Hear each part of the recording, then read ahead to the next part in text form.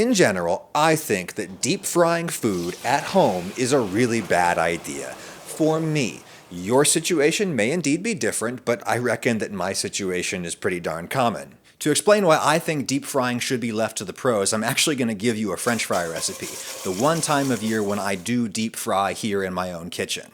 Oh hey, I want to thank ExpressVPN for sponsoring this video. If you're looking to use the internet in a secure and non-restricted way, go to expressvpn.com/Ragusea and you'll get 3 months free with a 1-year package. After that, it's less than $7 a month with a 30-day money-back guarantee.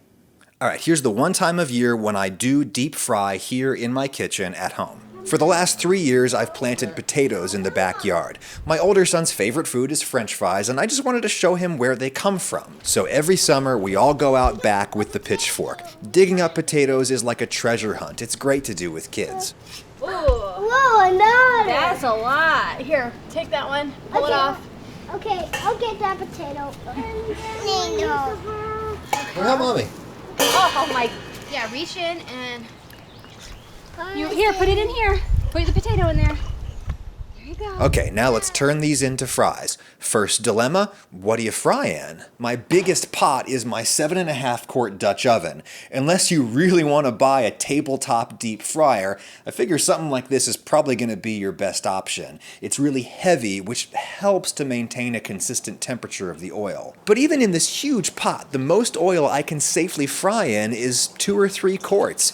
You have to leave space for the displacement of the food and enough headroom at the top for things to be able to slosh around without spilling over the sides. Compare that to the deep fryer at my friend Sarah Lynn's restaurant here in Macon, Grow. She mostly serves healthy stuff here, so as commercial deep fryers go, hers is really small, and yet it still holds 20 gallons. That's 53 of these. One reason you want to fry in a lot of oil is that it allows delicate ingredients to float around in their own personal space without getting bumped into other objects before they are strong enough to take it, i.e. when they are crispy and rigid. If you want to fry dainty, long, thin fries, you gotta fry them in tiny little batches. Otherwise you'd bash them apart while you stirred them around, or they'd stick to the bottom of the pan, or they'd stick to each other. So when I fry fries at home, I use relatively small potatoes, like these ones from the garden, and I cut them up into wedges. The wedge is a very structurally sound shape.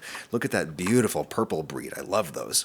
You always want to cut fries way bigger than you want them because they do shrink a lot when cooked. Then you got to get your oil up to temperature. There's lots of ways of making fries, but the basic time-tested method is to fry them twice. First at a low temperature, like 275 Fahrenheit.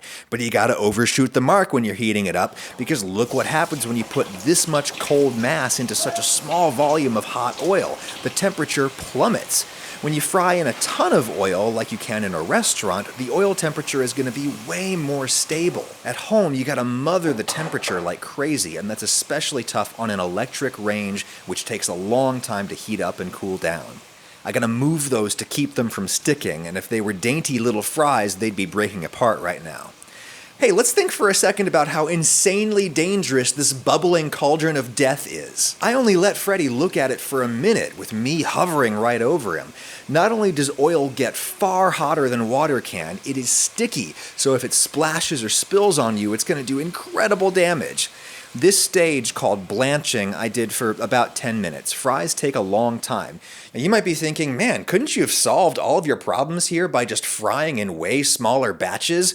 Well, yeah, but fries are only good if you eat them right away. What's the point of perfectly frying a tiny batch of fries if they're just gonna get soggy while they sit there and you fry the rest? What the cookbooks generally tell you to do now is take all the fries out and drain them on a rack, which is a really messy and time-consuming proposition. Then you crank the oil temperature up about 100 degrees hotter and then put the fries back in batches to crisp them up. I think that makes a lot of sense if you're blanching several batches and then frying several batches, but again, that's a messy, time-consuming pain, and it results in a whole bunch of tiny batches of fries that are not all done at the same time when you want to eat them. So I just do one big batch, and then when you do that, you really can just leave them in there while you crank up the heat around them.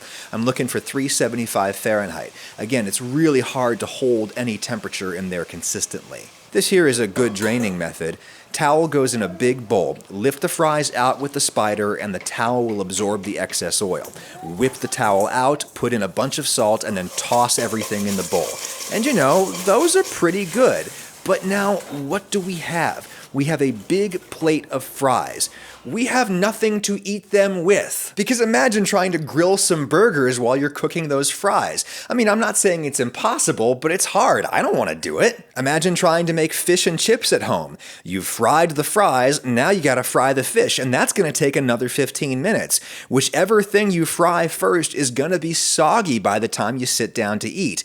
It's not like a restaurant deep fryer, which is big enough to prepare an actual entire meal to order. Hot, crispy, done, all at the same time. We don't have that, so we have one big plate of fries and nothing else. We also have a giant pot of hot oil sitting on the stove, making the whole house smell like a county fair. Really, the smell is gross and it lingers for days, and you gotta let the oil cool for hours before you can dispose of it, and how do you do that? You can't just pour it down the sink because it'll clog your pipes, it clings to the sides. In my fried chicken video, I talked about burying my fry oil in my garden.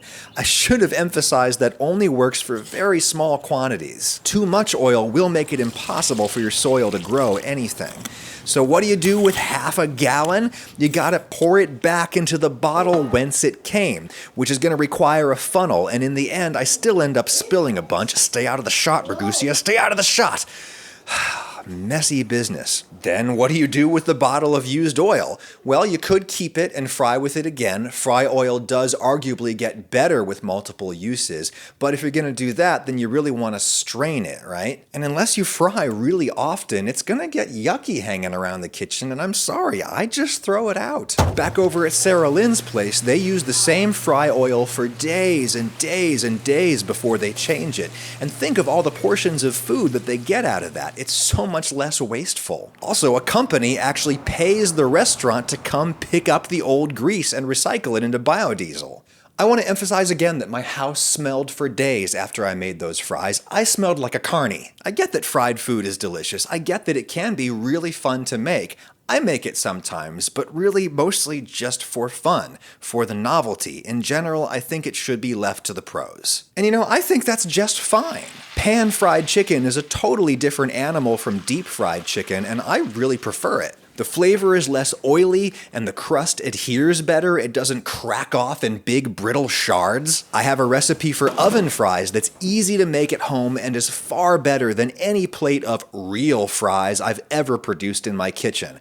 I will link to that recipe video in the description once I've uploaded it. This is going to get a little high concept now, but I do think that in my rapidly advancing age, I have figured out one secret to success and happiness, and that is to stop fighting the fundamental nature of things, of everything, but especially of yourself. Don't try to be something that you're not. I mean, unless you're a sociopath, in which case, please, fight it. This goes for cooking, too. My advice to you is don't just think about what you want to eat or what you want to cook. Think about what you and your kitchen are particularly well suited to cook. And for most of us, I'm sorry, I just don't think that that's going to be deep-fried food very often. There are, I think, actually many things that are better made in a home kitchen than they are in a restaurant. Unless you're eating out at a really good place, I think that you are far more likely to find a good plate of risotto in your own kitchen than you are in a restaurant. Ooh, that gives me an idea for another video. Gotta put that on the list. Once again, I want to thank ExpressVPN for sponsoring this video. As a working journalist for basically all of my professional life, I am a person who definitely appreciates secure and private usage of the internet. I mean, now I guess I don't need to be worried about people stealing my potato recipes, but I'm looking at you, Babish. That was a joke, but seriously, without a VPN, your credit card information can be wide open to hackers on your network when you're shopping online. And even if the only person on your network is you in your house, something to think about is that your ISP can still totally monitor everything that you're doing online, and they are legally allowed to sell that information. Perhaps even my oven fries recipe. So this is why ExpressVPN encrypts your data to keep other people on your network from sniffing around what you're doing. Shop online or leak information to a journalist securely and with confidence using ExpressVPN. It's great. It's consistently faster than other VPN providers. They've got servers located in over 94 countries, giving you plenty of options to choose from, all with 24/7 customer support so you can get help when you need it. Go to expressvpn.com/Ragusia and get 3 months free with a 1-year package. Or click the link in the description because my last name is impossible to spell.